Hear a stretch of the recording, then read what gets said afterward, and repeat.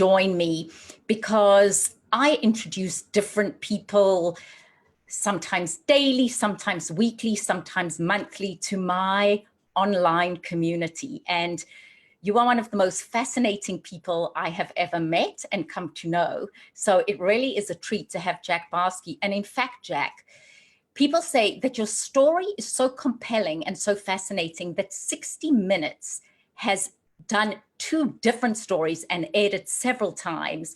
And that is quite an accomplishment. So Jack Barksy is an IT specialist and former sleeper agent of the KGB. So he spied on the US and then worked for the US in counterintelligence. And his autobiography is called Deep Undercover. But Jack also speaks and coaches and consults around the world. So to have some time with Jack Barksy on this lovely Wednesday is really a rare, rare opportunity. So Jack, a very warm welcome.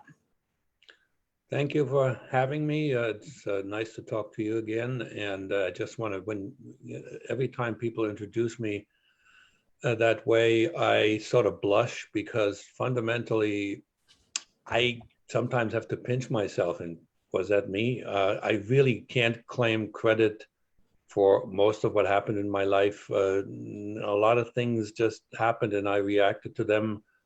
The little credit I can take is that I reacted in such a way that I'm still able to talk to you today. Yeah. So if you don't mind, take us back to the beginning. I mean, your book does go into details, so I'm hoping that people who are intrigued by you will buy a copy, but share a little bit about what got you to the United States. Oh, what got me to the U.S., that was while I was in studying chemistry at a university in East Germany, because I was born, raised, and educated in Germany. I was approached by the KGB, and after long feeling each other out, they had a target in mind. They wanted me to become an agent. And initially, it was because I'm German. They wanted to send me to West Germany, but it turned out that I do have considerable talent language-wise. So somebody said, "Wait a minute, maybe we can make him into an American." And I said, "Why not?" And so I threw myself into studying English. I now speak English much better than I speak German.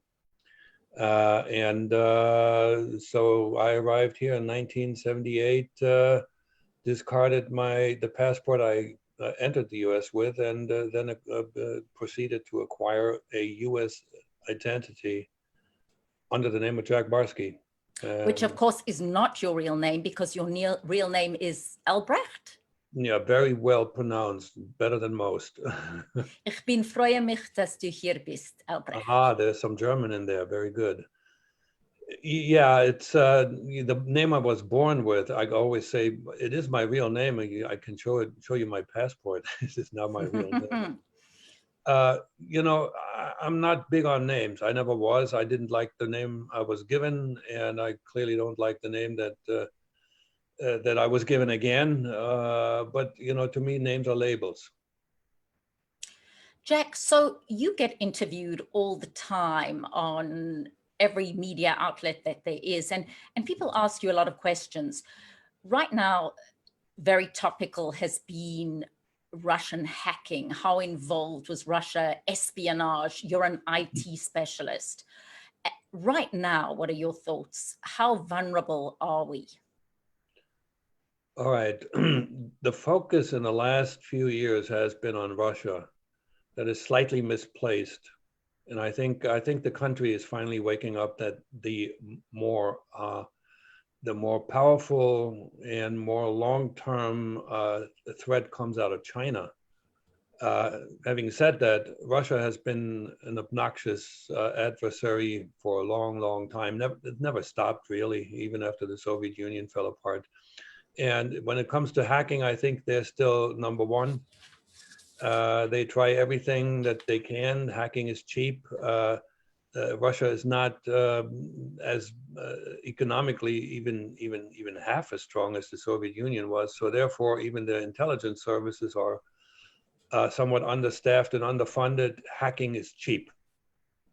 And so and there's a lot of really good technicians that work and live in Russia. Some of whom work on behalf of American companies. If I'm in charge of an American company, I would be very concerned with outsourcing to Russian companies, or hiring Russian nationals. I have nothing against Russian individuals. I love them, but you got to be concerned with the mischief that comes out of what is now FSB GRU, the Russian intelligence services.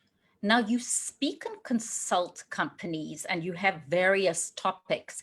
If you were, one of your topics is around cybersecurity, correct? Yes, and particularly the focus is on the insider threat, because I have some experience with that. And that's rare. You will rarely find somebody who even met an insider, because insiders are very difficult to detect. I can give people advice how to go about it, and I speak from experience because I was the ultimate insider. Think about it. I was still operating under my fraudulently obtained ID when I worked for a large energy producer in the United States, and that company owned a nuclear plant, and I had access to that plant.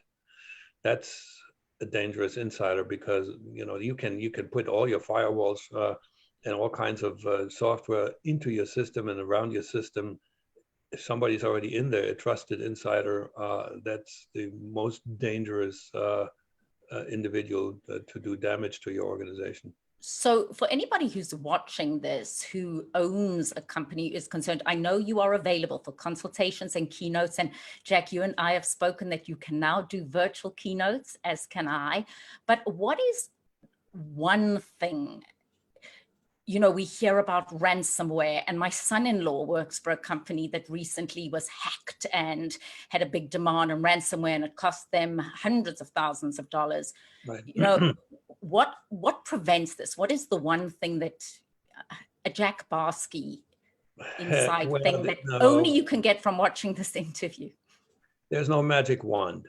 Okay. Depending upon, first of all, you have to determine what is it that you're protecting. What's the value of what you're protecting? And from then you can figure out what measures you have to take to protect your assets to a reasonable extent. You also have to pretty much make preparations for when you will get penetrated, because it will happen. There's no such thing as 100% security, but there, it's a numbers game. You have, the risk is there, and risk will never be zero. And there are approaches that you can take that are scientific, rather than based on you sticking your thumb in the air and seeing which way the wind blows, or the old way, low, medium, and high. This is how I used to assess risk in the old days. There are approaches, and I'm aware of one of them. It's promoted by an organization called the FAIR Institute. Mm-hmm. Very scientific, math-based approach to risk assessment. And it's a program you have to have. It isn't just one thing, and that includes very important employee education. Yeah. Because most things that happen that are bad to your company in the cyberspace are based on human error. But, for example, changing your password every 21 days, that's something that we've always had to do. I mean, how effective is that really? Not very. Mm.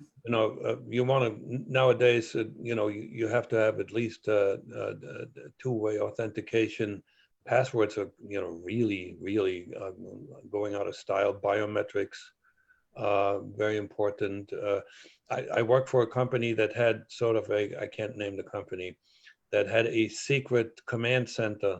You could not enter this unless your eyes registered as somebody who was allowed to go in there. Yeah. You know, that kind of stuff.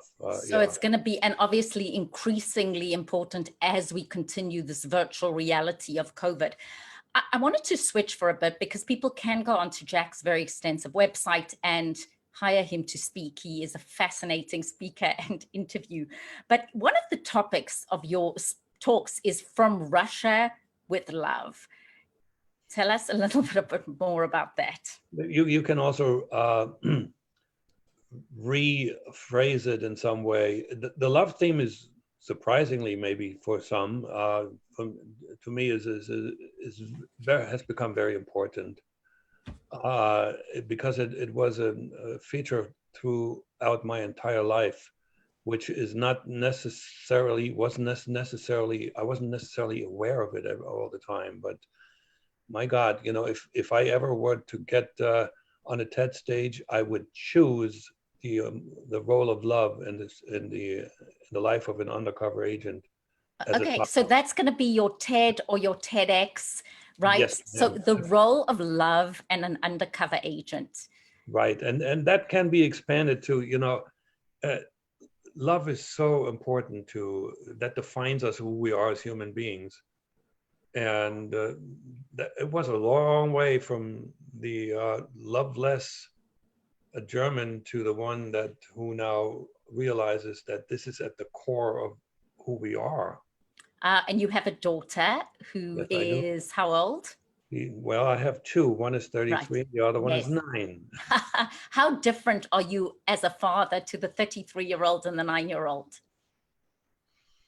A little bit. You know, the 33-year-old is the one who changed my life, because I stopped spying and I resigned from the KGB because of her existence. She was 18 months old at the time. And I raised her to the extent I could, but I wasn't at that time, I wasn't emotionally mature, believe it or not. You know, the things that the hugging and the kissing and all this took a while for me to get to, you know, as a German, you know, that's not something that is in the German DNA. And then I had to sort of, I made a detour into introversion as an agent. You know, you hide everything from the outside world. Mm-hmm. That has all disappeared. And so hopefully I'm now able to also give emotionally and then not just physically and intellectually. Now, if anyone's just started to watch now, I'm talking to former KGB spy, IT expert, speaker, remarkable human being, author, Jack Barksy. Jack, in terms of, I mean, right now we're in a precarious position. We've got COVID-19, everyone's on their computers, so life has changed a lot. And you're continuing to speak and train. And one of the things that you have overriding in your work is be still and know that I am God, is your faith. Yes, I'm glad you mentioned that. As a matter of fact, 3 weeks ago, I was speaking at a prayer breakfast in Suffolk, Virginia. I do talk about my faith and the rather unusual and unpredictable journey from a communist atheist to a believer in Christ. It does well because it's a story. It's partially in my book. It's at the end of my book, but it's a story that is, as I said, it's also unusual. And I have other engagements coming as traveling becomes more feasible again and people congregate again. Yes, I say to people when they come onto this platform, Jack, that you are somebody we could never have afforded pre-COVID. So there has to be something positive. I get to spend precious time with you. Something people don't know, and certainly my CNN colleagues may not know this, is that you are part of the Mensa Group, which is a group of people who have an exceptionally high IQ. Now, tell us a little bit about that. This is no time to be bashful, because we just want to get to know you. You know, instead of a 2-3 minute segment, this is behind the scenes with Jack Barksy. Tell us about Mensa, your involvement, and you were going to speak or be part of something recently that I think got canceled. I did speak at a regional event here in Atlanta, Georgia. It was an interesting experience. This was the only time I have one slide that shows, when I was talking about my upbringing in German discipline, I have a picture of a row of German shepherds that are standing there while a cat is walking by. Nobody gets this. This audience broke out in spontaneous laughter. But this is a... Why? Wait. Okay. They got it. They got the joke. Which was what? Aha! I don't qualify for Mensa, yes. It does, by the way, intellect is not is one characteristic of an individual, but I don't believe it's the defining characteristic. It's morality. So wait, just give us the scenario again, slowly, for whoever's tuning in. So there's a row of German shepherds. They're all Yes. sitting there, and there's a cat walking by. And it's obvious that they're not moving. And that's German discipline, the German shepherd. And I didn't have to talk about this. No other audience responded to this. They were like sort of wired, that audience was wired into the way I'm thinking. I have an odd sense of humor. And oh, by the way, highly intelligent people usually come across as rather odd. Sorry. And, you know, this is, again, something that nobody should take credit for. This is a God-given attribute, period. So Jack Barksy, here you are, you've had an extraordinary life. In terms of where you're at in your life right now, and what, you know, we all try and have a purpose. You know, what is your purpose? I try and say, I want to liberate people from the fear and anxiety of any kind of public speaking platform. That's what I want to share with the world. I think there are ways we can do it. What is Jack Barsky's purpose? That's a good one. Let's start with the fact that I still have a young family. Yes. And that's a good reason for me to get up every day and do work around the house and all that. Other than that is, you know, it's twofold, but it's sort of connected. One of them you could call political, but it really is not. It's philosophical, and educate folks on the futility of believing in the communist ideal. Uh-huh. I grew up with it. I believed in it. It's a romantic notion that doesn't work. It doesn't work simply because we as human beings just cannot, we're not able to I say, as a large group, to get along and be completely nice to one another. There's always going to be strife. There's always going to be some who will rise to the top and then try to rule it over you. As I use an analogy, you know, we are sort of imperfect bricks, and you can't construct a perfect building based on imperfect bricks. A good analogy. So that's one. The other one is, it's just like, you know, being loving, you know, caring, kind to others in my daily interaction, and also, you know, when I can, talk about love and the importance of it. So that's going to be the next chapter. I know you do. I'm going to read you a list of Jack's topics: inside the KGB, a personal history; undercover espionage, myth and reality; an undercover love story; from Russia with love; cybersecurity and the insider threat; and be still and know that I am God, Jack's faith testimony. So Jack, anybody who's watching this goes, I'd like to be in touch. I'd like to hire you either as a consultant or a speaker, or just understand more. I know the book is available everywhere, and it is a fascinating read, deep undercover Jack Barksy, and it is his life as a KGB spy starting off in Germany. Jack, where can we reach you? Well, this is really simple. It's my name, jackbarsky.com is my website, and there's a section where you can get in touch with me via email. I'm also on LinkedIn, and in my profile there's my email address. So I'm easy Be in to find. touch. I'm sure complete. people have questions. I specifically stayed away from talking about Putin and the election and America, just because it is so divisive. It's so incendiary. Everybody has different opinions. But for you right now, and just as my last thoughts, as you look at the America you came to and the America of 2020, is there anything specific you want to share?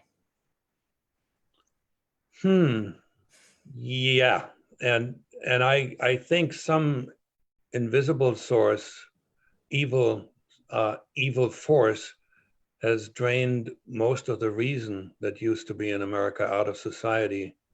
We are emotionally charged. We don't think anymore. I'm not saying everybody, but the majority of people, and a lot of people in the public realm, politicians, actors, and everybody, we can't make any more rational arguments because they will be, if you don't like my argument, you just shut me down. Yeah. And it is not a political statement. This is more, I'm a thinker, and I'm really saddened by the fact that you can't think out loud anymore. You know, it's been such an interesting week because Zinzi Mandela, Nelson Mandela's daughter, passed away at the beginning of the week. And just somebody who exemplifies, somebody who used her voice, who spoke up, who was the person who in 1985, when P.W. Botha offered Nelson Mandela, said, I will release you from jail if you are going to exile and don't carry on.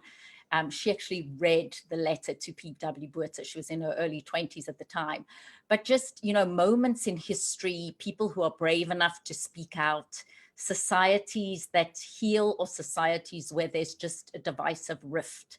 And, my wish for you and for everybody is somehow there's a rift that is healed through having conversations. Yeah. And I like what you said, through deep thought, deep caring thought, compassion, love. You've said a lot. So I cannot tell you how much I appreciate just the opportunity to have this conversation. And I was very fortunate in my 22 years at CNN that I got to meet people like Jack Barksy. So to bring you to my audience is a real pleasure. So I thank you for your time and for just sharing a moment of you. Thank you. And now I'm blushing again. Thank you, Jack Barksy. His book, Deep Undercover, My Secret Life and Tangled Allegiances as a KGB Spy in America, a very worthwhile read. Thank you, Jack Barksy, and thank you to all of you.